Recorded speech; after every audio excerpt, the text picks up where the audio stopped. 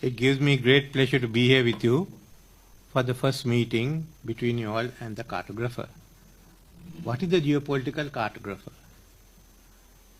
One way is to think out of the box, as we call it.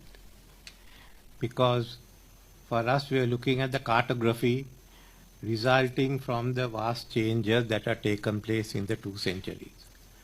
Between the Congress of Vienna and the Treaty of Versailles, we saw a creation of a new Indian Ocean order, where for the first time India, the Indian subcontinent, was under one ruler, the British Empire, Emperor, and the King of United Kingdom as far as we and Maldives were concerned. So that's one. You created one entity out of which also had its own repercussions in time to come. And then came World War II. That's the other one. And thereafter independence, from which we've now been trying to redraw the political maps, the dimensions in the Indian Ocean. So that's one. In doing this, from what we could see in our discussions was what was taking place in in the Indian Ocean was unique. It's a big, can you call it an ocean? It's basically U-shape, and the northern side is completely landlocked with this big land mass which juts into the middle, dividing into two, and basically make it two different political cultural orders. And what is this land mass, which are a number of kingdoms? It was never one united group till the British took over. But it was a center of civilization. The great religions that came out of it, Hinduism, Buddhism, the languages of Pali, Sanskrit, the North was discovered within that landmass astrology. So it became a center point of civilization which went both to its west and to its east. What is in the west was finally also diluted with Islam, but what is in the east is what all of us have, all the way up to Vietnam. Not only the present state of India, but even Sri Lanka, whose Theravada Buddhism went all the way competing with Islam at the stage when Hinduism, Mahayana Buddhism, and Vajrayana all were collapsing. So that's an order we have built. So we thought, okay, we call this a center of civilization. Then around it has come this unique order, which on the other hand, its northern side is also what was called Tibet and the kingdoms in Xinjiang, the famous Silk Road, which is now China. So you got the states of China and a state of India. So that's one. Secondly, is also within India, and at that time the whole political centers shifted from Calcutta to Delhi. From what we see from Sri Lanka, the shift to Calcutta to Delhi also was a great shift in the Indian politics. India and Sri Lanka were both influenced by Gokal, Krishnan Gokhale. And then when the shift came, there was also Gandhi's mass mobilization in India, which we did not follow for the simple reason by that time we had a legislative council with a large number of members, and by 1931 we had universal franchise. Gandhi didn't have that. But also what happened in the process from what we see from our end was that the center of political reform and agitation, which was Bengal, shifted with Delhi to the middle, and you saw Gandhi, who was from the west, Patel and Nehru from Uttar Pradesh. That became the center. And this big contest between Subhash Chandra Bose and Gandhi, and then with the partitioning it got into three. The western area got into two units, Pakistan and India, and the other unit became Pakistan and again India. So the Bengal really is the one that suffered and that went out of the picture, but it resurfaced as Bangladesh later on.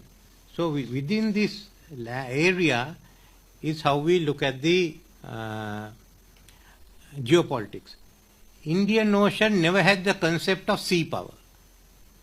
It was never there, unlike the British. We had 3 instances of major sea operations. One was the Cholas going across to Srivijaya, but they had agreement also with the Khmer kingdom.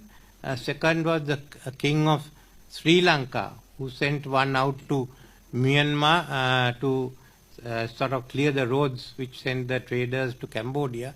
Third was a prince of Thailand who came by ship and took over the northern part of Sri Lanka. Other than that, we've had no major, and all this was before artillery came in. So sea power has never played a role in the, as far as the Indian Ocean was concerned. Even in World War II, except for Battle of the Java Sea, your main place of action was the 14th Army in the northeast frontier, which had some of the worst battles which had never been highlighted. Nevertheless, so it's within these parameters that we have worked into it, and with this we look at the present geopolitics. How do you look at that geopolitics? Now we look at it quite different from anyone else. We have what we call the 5 strategic states. That is Nepal, Bhutan, Bangladesh, Sri Lanka, Maldives. We are the 5 strategic states. We are the ones who are there. And some call it the ignored states because we are also ignored by everyone else, but we do matter. I call it the strategic states. So it's our relations firstly with India. With India, there's a big cultural, trade, economic relations. Even if the 2 governments, the central governments of all our countries cease to exist, that will carry on. That can't be broken.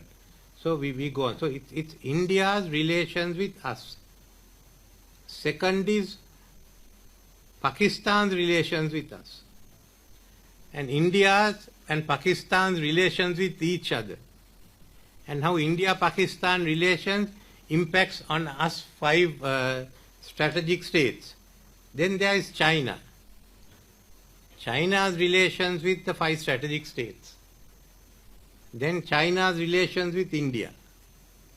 China's and Indian relations. China's relations with Pakistan. Now we have to keep in mind also, but on one hand there's India's relations with us. Also in dealing with India, we have to keep in mind China's relations with us and China's relations with India. It's a very, very complex. So this center is the one which basically influences both the western part and the eastern part. So one result is that India is going to play a very, very important role. What is that role? I think even in India it's still being determined as to what it is. It's changed, and those roles have changed from time to time. We started with India and China together. Indi Chine, Pai Bai was what came in earlier. Then came India versus China, with Russia also in '62 more sympathetic to India. Then you had the Bangladesh war, where Soviet Union and India was on one side, and Pakistan, China, US on the other side, going to the US-China friendship. That became another major issue, which in the case of Indira Gandhi was seen as hostile acts. And we also had thereafter Rajiv Gandhi, who changed it around. We in Sri Lanka are very appreciative of the fact, because finally he had to give up his life. But so at one time we had very strained relations with Mr. Gandhi's government. That's there in the Shah report, so it's a part of the geopolitics, which he helped the LTT. On the other side was Russia tackling the Taliban with the help of Pakistan and US. So that's then it came into a different scope with basically the SAARC And I think Rajiv Gandhi made a major difference, and towards the end, even Pakistan had to work with India, because all of us insisted that SAARC had to be there. Then came the era of friendship between US and China, now rivalry with China, and you find the present relations that have come in. So what matters is also what is the relationship that we have. The 5 sovereign states, the strategic states. In my view, ignoring the 5 strategic states means that you are not getting a real picture of the geopolitics, not putting our case out. But we all have the same concern, and in the case of 4 of the states, we meet very, very often. Then we have BIMSTEC, we have the IORA, we have IONS, we have the BRI, we have the Indo-Pacific, we have the BRICS. Our own history comes back from the Colombo Powers to Bandung, to Indian Ocean as a peace zone, the IORA 2017 declaration, the ASEAN outlook, which is what we take on. Otherwise, for us, it's difficult to understand what Indo-Pacific is. Is it an instrument which we are being used to tackle the issues that US has in South China Sea, not towards ASEAN, but in regard to Taiwan? So those are the issues that have come in. Then if you look at the developments that are taking place, one is on the Western Indian Ocean, you find India is playing a much bigger role, and India is going in with, well, they had the plans with Iran to build the North-South highway. It all depends on what agreement Trump. Then there is also the India, Middle East, and the Europe one, again, which is stuck as a result of the Gaza. But India has got in there, and with UAE, there is a very, very strong agreement. Then UAE is also playing another role, which we have looked at. A lot of people have missed it. It's in the Southern Council of Yemen. It's taken over the Hadramaut province. Most of the Muslims who have been up to Indonesia has come from that province. You know that. All the traders come. So it gives UAE an advantage, just inbuilt advantage. And if you trace it there, so you find certain actions by the UAE. Then India has also come in with Mauritius. Then if you look at the islands, what matters is India, which has Nicobar, Andaman Island, Lakshadweep, Sri Lanka, Maldives, which are the key ones. Then Seychelles, Mauritius, yes, and you get France on Reunion. The Djibouti is where you find the Europeans, but most of them haven't come out other than UK's attempt. But what exactly is the Quad? Now, Quad is not a military alliance, and that was said by Prime Minister Modi. But America looks at it as a military alliance. If you look at the Indian Ocean Strategic Review Act bill, which has been there, it talks of the military aspects of it. It has not been enacted, so I presume it is not official policy, but there is. So you find this happening. Then it's another thing, that is the China, how it has developed the Belt and Road Initiative. On the Western China Development Program, which you all are parties, what we see from our side, you have the economic corridor, what we see from our side is the Myanmar-China economic corridor, which goes to Chongqing. Then from Chongqing, you go all the way to Central Asia. On the other side, you connect on to the Pakistan highway. So China has access to the Indian Ocean, one on the Myanmar side, other on the Pakistan side. So on the borders of what we call SAARC and BIMSTEC is the Chinese. So that's changed the whole picture. And China has the largest economic clout. Their trading systems all have come all the way up to South Africa. So the way some of us look at it,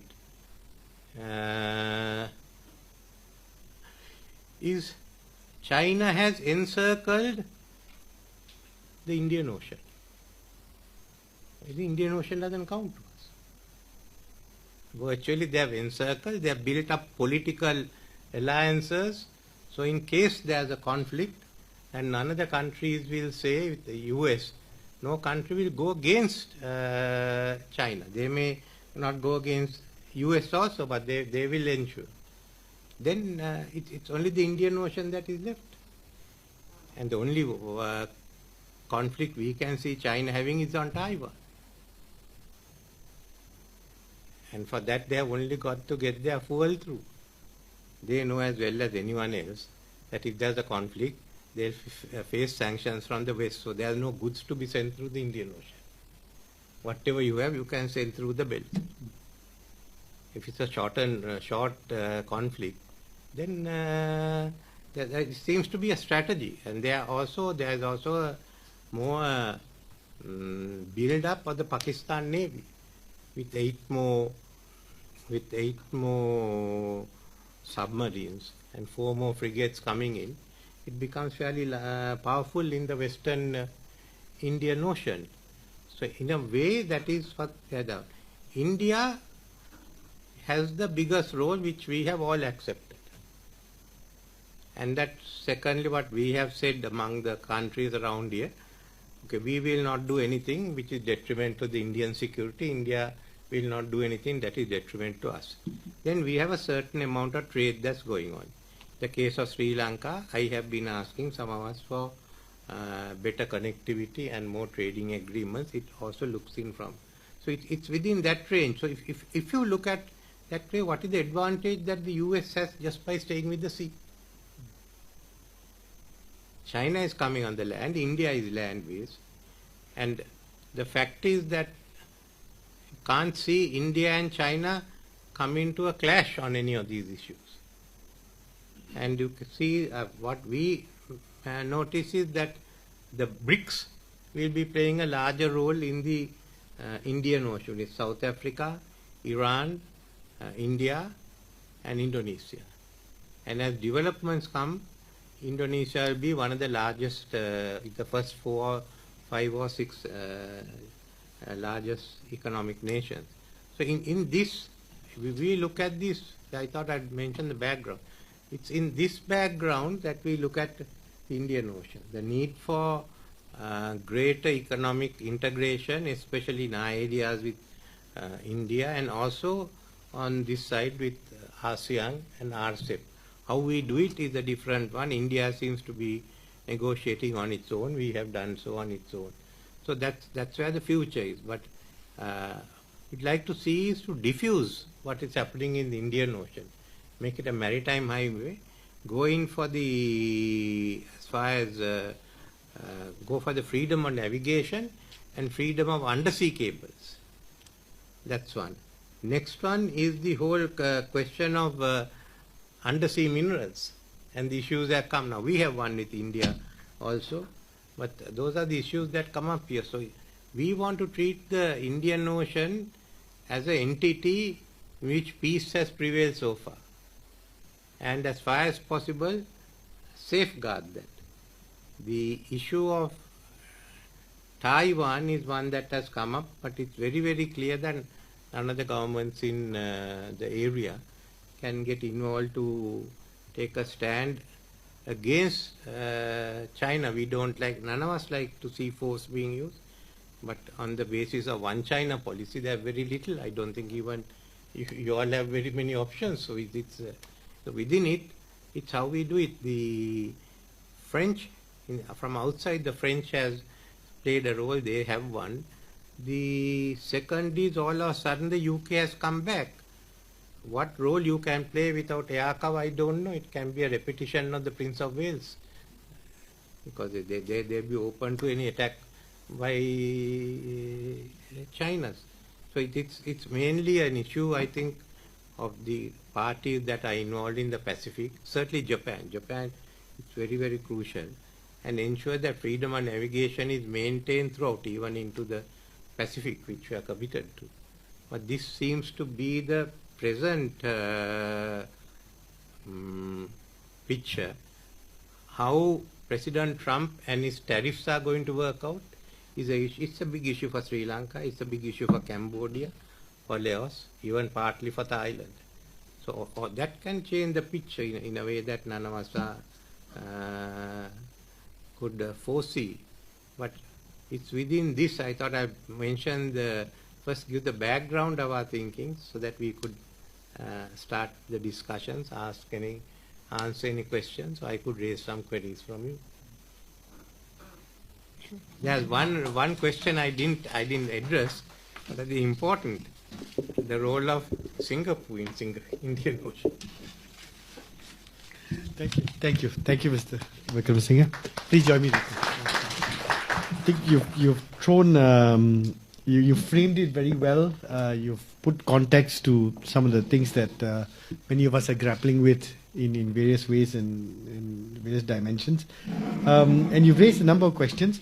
Maybe before I start the discussion, I'll just take up one of the things you sort of ended with. Not the Singapore part, we'll come back to that, but the US part. What role do you see the US playing in the Indian Ocean? Do you see it continuing to take a very strong position on freedom of navigation? And so how do you see Trump negotiating the whole scenario in the Indian Ocean? I think President Trump will be more pragmatic than President Biden. President Biden was to get everyone from Europe, the way we saw it coming into the Indian Ocean, which was President Trump has the on tariffs. I don't know what he will do. There will be problems, but on the power balance. But let me be very clear. I think US has a key role in the Indian Ocean, but they have to identify what that role is, which they have done. If they go into a power struggle with rivalry with China, commercially, politically, yes. But if you try to go militarily in relation to Taiwan, it's going to be a different issue. So they should. That's a part of the issue lies not within the Indian Ocean, outside. If there is no big military contest, I think the US should be there, and China will not have the ability to take on the countries in regard to freedom of navigation. Secondly, China doesn't require it. China's military policy, the way we see, is not going to have their navy operating, the PLA navy operating in the Indian Ocean. They will try to dominate the areas they want in and around China. Because what we don't like, we don't agree, and that's been a big one of the reasons is this dual-use theory of the Hambantota harbour and some of the other harbours like Chittagong. None of them is dual-use. We can, anytime when there's a crisis, stop the ports being used by any of the parties involved. And independent of Hambantota, there was the famous incident of the Chinese submarine which came to Colombo. China merchants who operate a terminal in Hambantota also operates one in Colombo, and next to it is the Adani terminal. So we may be called hedging or balancing or multi-alignment, but certainly, so that has caused a lot of issues, because in the American thinking, in some of the Indian journals and all, we are asked that we have a dual purpose, that we are under the influence of China. The other one has said China has bribed the intellectual elites of our countries. And by the way, we are also working with Nepal. We've got a Nepal chapter also going now, because the Himalayas are connected very much to it. But we've looked at the interest of Himalayas is where China comes in. If I may take the liberty, because the issue of Singapore's position was raised, so I can look no further than Ambassador Ong Keng Yong to share his thoughts on that. So please, Ambassador. Sorry, Sabo. Oh, thank you, Iqbal. Anyway, this Indian Ocean is a very big territory, and all the Indian Ocean rim countries are important countries for all of us in this region. So it's important to understand the geopolitics as well as the cartographic features of this part of the world. I think what Mr. Rene painted for us is a broad sketch. Yeah. Geography is now always critical for political influence, economic power. So the more we appreciate what is the strength of this particular territory and its potential, the better it is for us to manage the politics and the geography of this, politics and economics of this area. What is important for me as is in my study is basically that it is an important part of the world geography, and the big powers are not easily neglecting this, and they are also not easily leaving it to other people to interfere with whatever they want to do in this region. So personally, I'm still trying to understand all these dynamics in the Indian Ocean relating to not the littoral state, but the external powers in the ocean. You talk about United States, you talk about some European countries, now China, and even some of the other smaller countries. One part of the Indian Ocean that we seldom examine, Mr. Rene, is that Indonesia is part of the Indian Ocean. A huge part of Indonesia belongs to the Indian Ocean, but we hardly hear anything or read anything about Indian Ocean and Indonesia. So for us in Singapore, I think it is important for our students and our policy makers to understand the Indian Ocean impact on Indonesia, foreign policy, economic policy, and the Indonesian psyche. Yeah. I don't think much have been examined on this aspect, Indonesia and the Indian Ocean. Yeah. So for ASEAN, Southeast Asian countries, I think is an area that we need to do more. Yeah. The other thing that intrigued me about Indian Ocean is that Myanmar is in the Indian Ocean, but they seldom talk about Indian Ocean. They talk about Bay of Bengal. Yeah. So, yeah, but Bay of Bengal is part of Indian Ocean, and I think increasingly there is an interest in what Myanmar is doing about their little islands, and actually there is an archipelago in the Myanmar waters belonging to Myanmar, but it's many small islands. So we studied that a bit during the time when I was involved in ASEAN. What do we do with it? Yeah. But I think maybe, if I may tease you, sir, how you see Indonesia and Indian Ocean and what they are doing vis-a-vis India, because India is always very dominant in their ideas and whatever they see about happening in the Indian Ocean. So this is something that intrigues me personally. And every time when I talk to the Indonesian about Indian Ocean, they say India is just across the water from northern Sumatra. Yeah, actually they claim that they can see each other, but not much has been written or discussed about Indonesia and Indian Ocean and India, Indonesia, Indian Ocean. So maybe I should take this opportunity to ask you, sir, maybe you can throw some lights from your own historical perspective, especially from the viewpoint of Sri Lanka. Thank you, sir. No, we feel that Bay of Bengal is one of the most important regions in the Indian Ocean. Until the British came in, remember, the wealth was in the Bay of Bengal, not elsewhere. And still that is returning. And with the connectivity that you all are having with China, with Western China, so you could see the growth taking place there. India also, if you look at India, some of the growth, some of the fastest growing states are on the side of the Bay of Bengal, Tamil Nadu, Telangana, even Andhra, now getting to Odisha. So you find growth is taking place on both sides. Myanmar is becoming more and more complicated, but I suppose if you look at it in 10 years' time, it should sort itself out one way.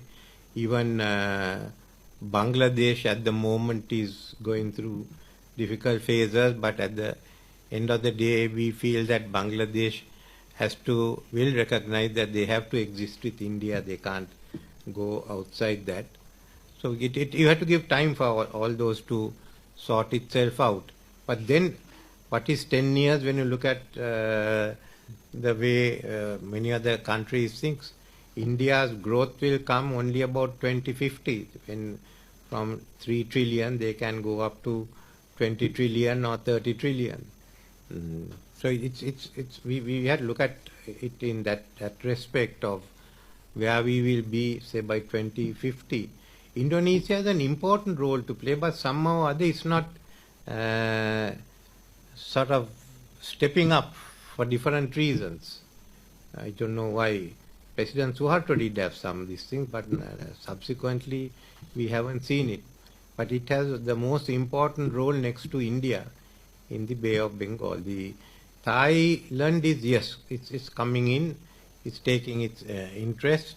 It is okay, Singapore has a lot of investments in there, but you all play a very, very low key.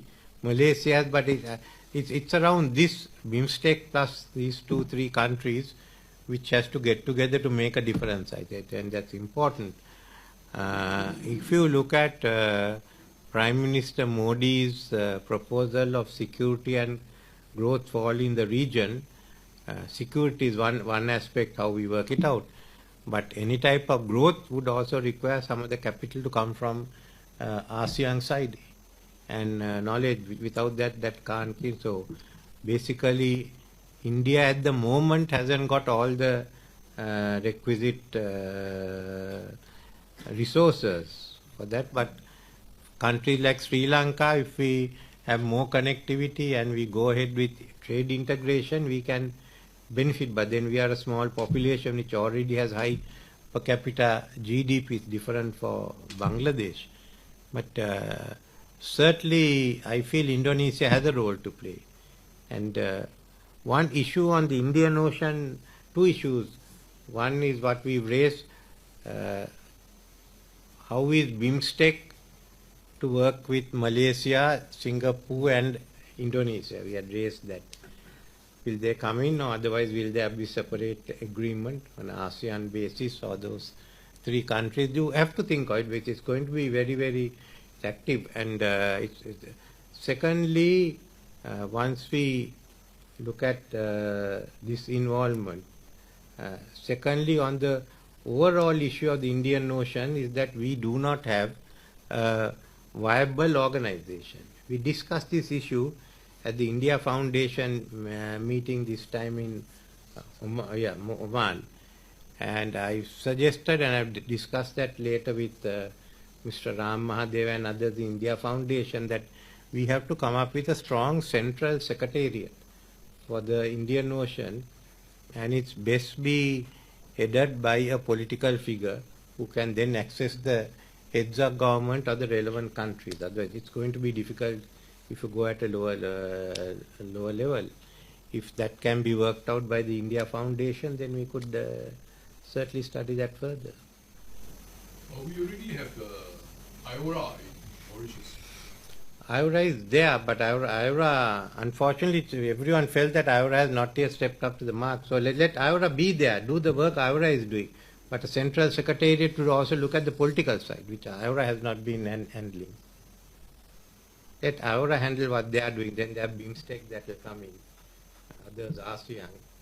But have one which all these people get together, and there is a central